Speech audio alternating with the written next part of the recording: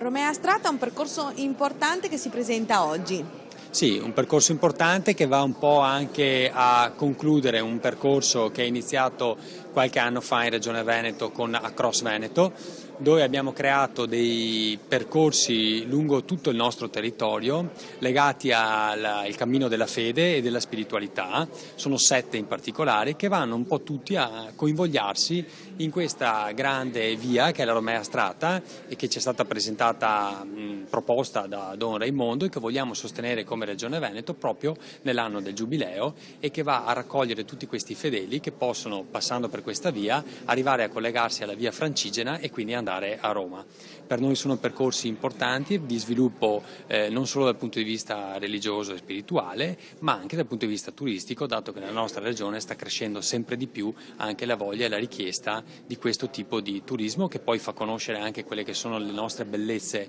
artistiche e perché no anche le nostre peculiarità enogastronomiche, quindi il cosiddetto turismo slow che la regione sta incentivando da anni. Il recupero di Romea Strata è un recupero veramente importante da molti punti di vista. Intanto perché è un recupero di un cammino spirituale, l'uomo di oggi ha bisogno di cammini spirituali, anche adesso che bisogna richiamare